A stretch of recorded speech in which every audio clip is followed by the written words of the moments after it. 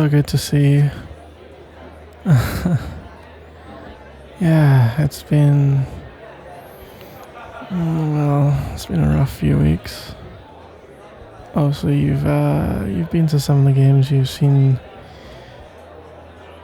how we've been playing, how I've been playing, and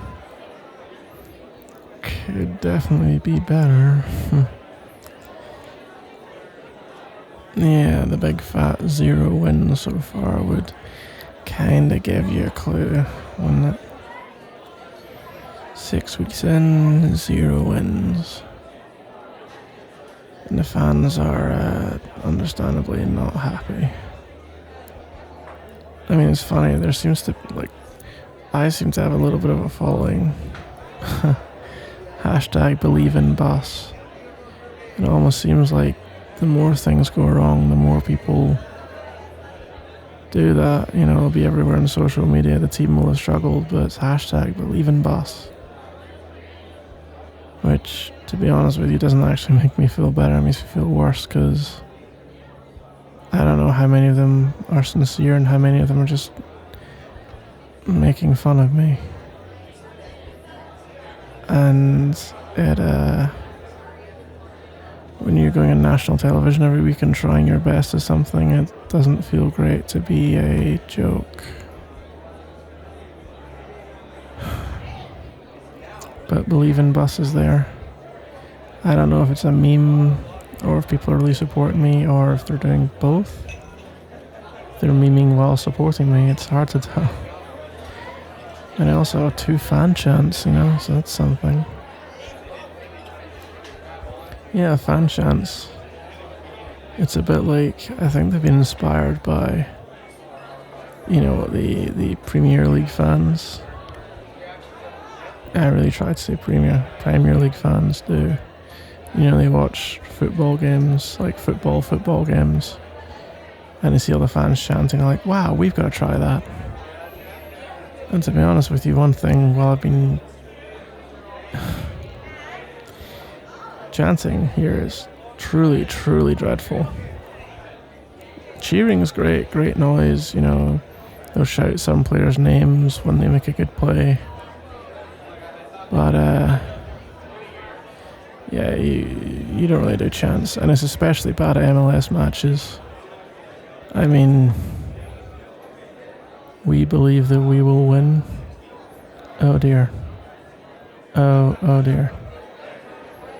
Yeah, the chants, for the most part, for years have lacked anything, but then, for whatever reason, the best chants I've heard here are from me. Not for the team, for me. I'm not doing very well, but I still, you know that old Darkness song, I Believe in a Thing Called Love? There's a whole chorus, I Believe in a Thing Called Bus. And there's also Viva Bus Gibbous. I gotta be honest, I find myself, and not in a narcissistic way, at least not, I hope not, but I find myself humming Viva Bus Gibbous quite often. At this point, I'll be amazed if there isn't a TikTok trend of chanting Viva Bus Gibbous at me while I'm in the street. I'll just have people's cameras all pointed at me. Like an animal in the zoo. A distraction. A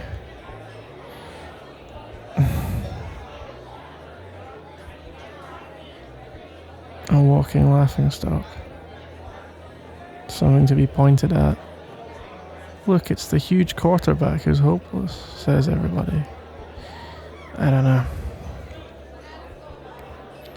Maybe I should be less hard on myself, but I mean, there's no one who feels the failures more than me, you know? When I throw an interception, it's like my stomach just dropped out my rear end. And this league is so hard. I mean, I knew it was going to be hard.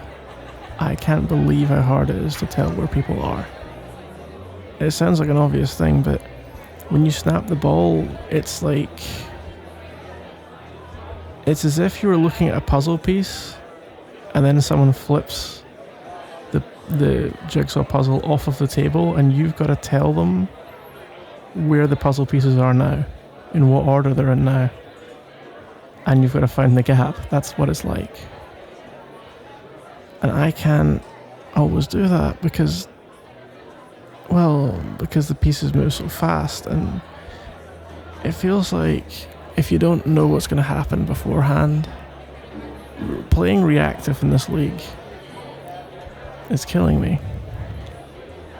I'm reacting to what I see after the snap at this point because, to be honest, trying to figure out what's going on before the snap is impossible when all these genius defensive coordinators are hiding everything from me. And to say the learning curve is steep, I mean, I have people who want to replace me already. I had people want to replace me before the first game.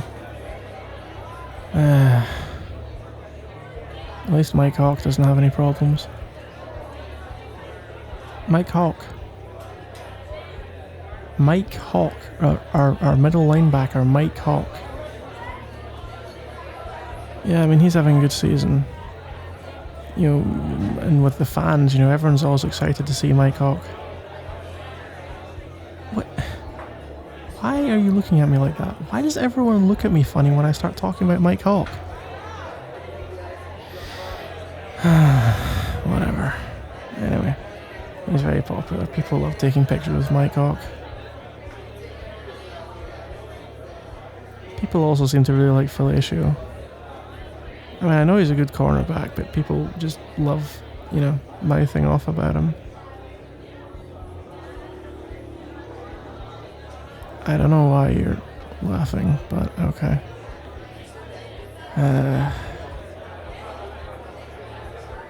Anyway. It's honestly, I'm not being funny, it's difficult to deal with the hate sometimes. I mean, I can't open my social media pages anymore because it's just full of people who I feel like are either making fun of me or just actively hate me. Pundits are incredibly cruel. If you have a bad game, everyone knows it and everyone tells you, as if I don't know. Hell, a lot of the fans are actually actively talking about which quarterback they want to draft. I mean, how many jobs are there in the world where you can be working your guts out for a group of people and they openly and publicly talk about who they want to replace you? Really? How many jobs? How do you think these people would feel if that was their job? And do they seriously think, oh, but he's being paid somewhat better than me? I'm a 6th round pick, I'm not getting paid millions. But he's getting paid and he's playing football and he's living the dream. Okay, well, here's a secret for you. Every player who gets to the NFL level is already banged up and hurt and injured. You play through the season and everyone by the end of the season is hurt. Whether they're injured or they're just playing through injury. Nobody's 100% fit when it comes to the playoffs. I mean, are you kidding me? And this idea that any of those people who wake up every day with pain, who get up early, they physically exert themselves all day, they push themselves as hard as they can for that extra 1% to make them better than they were yesterday, and they do that every single day. And people who are sitting at home and just criticizing, who couldn't play anywhere near this level, all they can do is sit here and say how terrible we are. And at the end of the day, I just...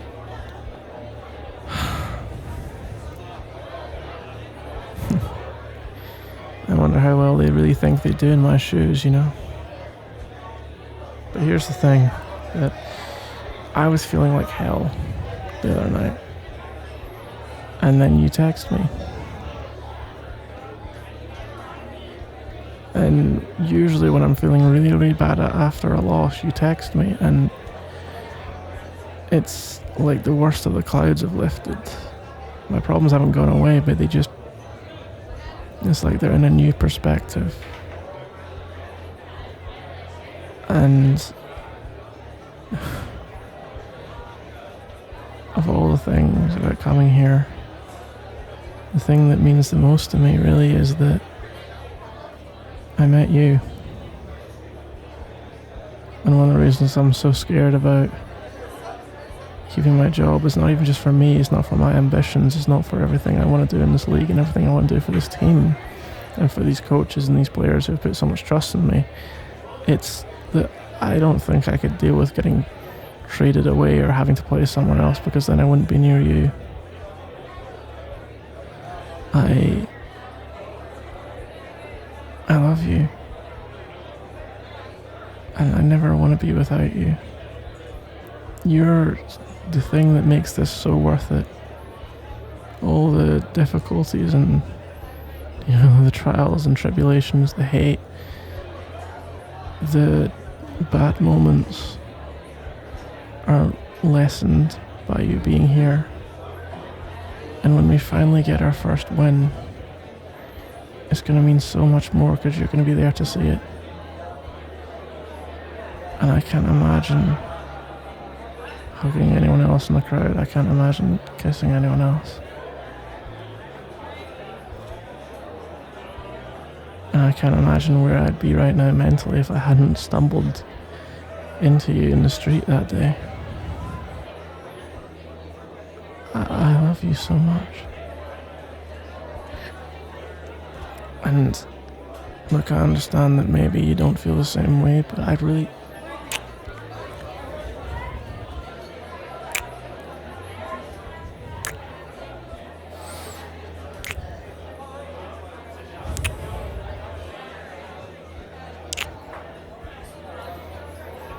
Okay, I have to say, as much as I can hold you, you don't think it was a bit risky to jump up and hang onto my neck to kiss me?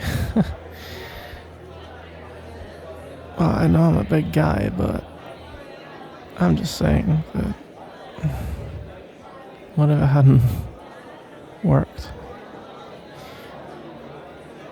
Oh, you trust me to hold you, do you? Well, I'll hold you all night long if you want me to. Yeah. Good.